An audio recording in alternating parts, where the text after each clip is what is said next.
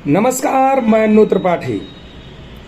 मोदी सरकार लेकर आ रही है वो ऐसे कानून जो कि राज्यसभा लोकसभा में पास हो गए। अंग्रेजों के वो कानून जो शायद बहुत ज़्यादा इस समाज में नाइंसाफ़ी करते थे, अब सिर्फ इंसाफ होगा। क्या होगा? इंसाफ होगा।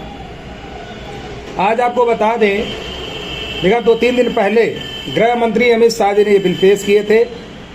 आखिर वो कौन से 2-3 कानून हैं जिससे कहीं ना कहीं इस समाज को इंसाफ मिलेगा? पहले क्या होता था कि लोग एक्सीडेंट कर देते थे, फरार हो जाते थे, भाग जाते थे और अपना ले दे के बच जाते थे जब पकड़े जाते थे। अब ऐसा नहीं होगा। अब क्या होगा? अब अगर आपकी गाड़ी ने किसी को ठोकर मारी है, अगर आप भागते हैं, अगर आप ठोकर मार के भाग जाते हैं तो आपको कम से कम 10 साल की सजा का प्रावधान है। पहला। दूसरा, अगर आप भागते नहीं हैं, अगर आपसे मान लो किसी का एक्सीडेंट हो गया है और आप उतर करके उसको लाद करके हॉस्पिटल पहुंचा देते हैं तो उसमें सजा कम से कम आपको होगी। ये प्रावधान मोदी सरकार ला रही है। कानून जो नया बना रही है ये बहुत अच्छा हमारे देश के लिए कानून है, जो कहीं ना कहीं इस पर एक्सीडेंट पर बहुत ज़्यादा कमी दिखाई देगी। पहला ये। दूसरा, 18 साल से कम उम्र की बच्चियों के साथ अगर उत्पीड़न या शोषण अगर आप करते हैं या मॉब लिंचिंग वगैरह करते हैं, उस कंडीशन में सीधे मृत्यु दंड की घोषणा कर दी गई है। सीधे फांसी की सजा होगी। और हर बार की तरह जैसे निर्भया कांड में हुआ था, 10 साल तक केस चला, अब ये नहीं होगा।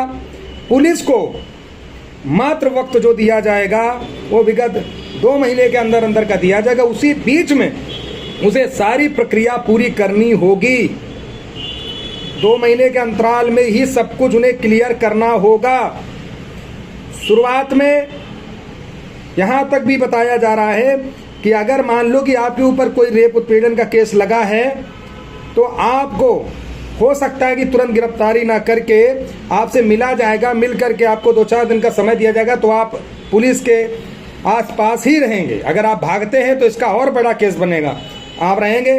अगर 2-4-5 दिन में सारी प्रक्रिया में लगता है कि आप दोषी हैं तो आपको गिरफ्तार करके अंदर रखा जाएगा। पूरी जांच करने के बाद 2 महीने का समय पुलिस प्रशासन को मिलेगा, उससे कम मिलेगा समय। उसके बाद तीसरे महीने में उसे सजा दे दी जाएगी। अब ये नहीं है कि सालों साल जेल में बंद रहोगे, सालों साल मुकदमा चलेगा, ये नहीं होगा।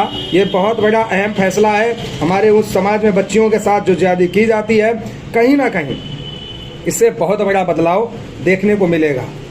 तीसरी बात, पहले अपने यहाँ पे राजद्रोह लगता था, अब इसको बदलकर देशद्रोह कर दिया गया। अगर आप किसी भी तरह से अगर कोई भी कार्य देश के खिलाफ कर रहे हैं या देश के प्रति कुछ भी ऐसा कर रहे हैं इस देश के अंदर, तो आपके ऊपर आतंकवाद का केस लगेगा। मतलब जिसे आतंकवाद गतिविधियां जिसको बोलते हैं। इससे क्या होगा कि पहले क्या होता था कि लोग जिसका जो मन आता था वो देश के खिलाफ उगल रहा है, देश को कुछ भी बोल रहा है, भारत तेरे टुकड़े होंगे, ये वो उल्टा सीधा लोग बोला करते थे। अब ये विधेयक कंप्लीट होने के बाद, कानून कंप्लीट होने के बाद जब इस पर हंटर चलना स्टार्ट होगा तो इस देश में बहुत बड़ा बदलाव होगा। आपको ये खबर कैसी लगी? मैं उम्मीद करता हूँ शायद आपके लिए बहुत ही अच्छी खबर होगी। ये हर एक के लिए लागू है। यह जो हमारी बहन बच्चियों के साथ बलात्कार, रेप कर दिया जाता था, जैसे निर्भया कांड हुआ, ऐसे कई ऐसी बच्चियां हैं जिनके साथ इतना अत्याचार हुआ और उनको सजा 10 साल बाद मिल रही है। तो अब इंसाफ ऑन स्पॉट होगा। अब एक बात मैं अपनी तरफ से जो बता दे रहा हूं, ये तो मोदी जी ने जो किया सो किया। लास्ट में आपके लिए बता दे रहा हूं, आपके हित के लिए बता दे रहा हूं। कई बार क्या होता है कि मान लो कोई औरत है, मान लो शादीशुदा औरत है, या मतलब 20 साल प्लस है, 25 साल, 22 साल, 40 साल, जो भी है।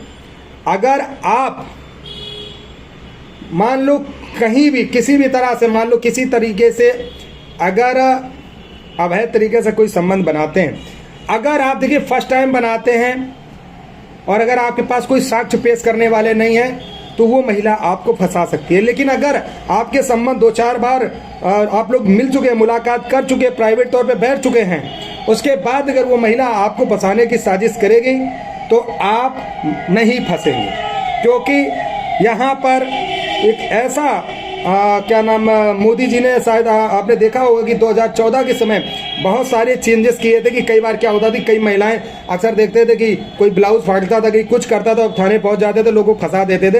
अब ऐसा नहीं है। 2-4 बार 5 बार करने वालों से ये जवाब लेडीज से मांगा जाता है कि इसके पहला आपके साथ जब होता रहा तब आपने इसका जवाब क्यों नहीं दिया। तो इससे कहीं ना कहीं मोदी सरकार के द्वारा ये जो सुरक्षा है मानव संस्कृति को, ये कहीं ना कहीं मुहैया कराई जा रही है। लेकिन अगर आप जबरन करते हैं, जबरन अगर आप अपनी खुद की बीवी के साथ भी अगर कुछ करते हैं तो वो भी एक रेप की श्रेणी में आता है। तो आप जबरन अगर कुछ भी करते हैं तो आप इसके दोषी हैं। लेकिन अगर मनमर्जी से आप उनके साथ लगातार चल रहे हैं, उसके बाद अगर वो आपको फंसाने की साजिश करे तो आप आराम से बच सकते हैं, इजीली बच सकते हैं, क्योंकि इसका भी प्रावधान है। इसके बारे में भी मैं एक कंप्लीट वीडियो बनाऊंगा। मैं कई बार मैं देखता हूं कि लोग जैसे कहीं जाते हैं, मान लो ऐसे एक गर्लफ्रेंड या मान के चलो आपकी कोई भी फ्रेंड या XYZ, या हम कह रहे हैं नहीं भी गर्लफ्रेंड, या कोई अदर फीमेल या कोई नई फीमेल, कोई भी जात, मैं देखता हूं कि अक्सर लोग जब बाहर जाते हैं तो होटल में फीमेल की आईडी देने से इनकार करते हैं और फीमेल की बोलते हैं आईडी नहीं है, ये है वो है। जबकि सबसे बड़ा अपराध आप खुद कर रहे हैं, क्योंकि आप खुद सोचिए, कल को आप जिस होटल में स्टे कर रहे हैं, कल को अगर वो महिला आपको फंसाना चाहेगी तो आपको इजीली फंसा सकती, क्योंकि उसका साक्ष्य यहाँ पर मौजूद नहीं है। जबकि नियम ये कहता है कि आप कहीं भी प्राइवेट प्रॉपर्टी पर स्टे करते हैं तो आप दोनों प्रॉपर आईडी दीजिए। 18 प्लस की उम्र होनी चाहिए, लड़के की उम्र लगभग 20 प्लस यानी 22 के अराउंड होनी चाहिए, लड़की की उम्र 18 प्लस होनी चाहिए। 18 भी नहीं होनी चाहिए, इस बात को ध्यान रखना, क्योंकि 18 भी एग्जैक्ट है तो भी कहीं ना कहीं अपराध की श्रेणी में आप आ रहे हैं। 18 प्लस होना चाहिए और अपने मन मुताबिक मर्जी से अगर वो रुकना चाहते हैं, 2-4 घंटे बैठना चाहते हैं तो आप दे सकते हैं, जो कि सेक्शन 35A के तहत अगर आप बालिग हैं तो आप स्टे कर सकते हैं।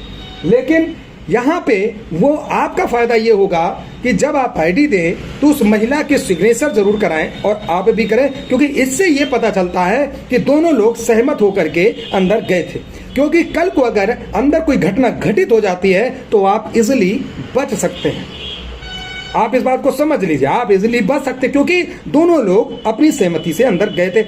या जो औरत या महिला या गर्लफ्रेंड आपकी जो भी गई होगी अंदर, उसके मन में भी एक भय डर रहेगा, आपको वो फंसा नहीं पाएगी।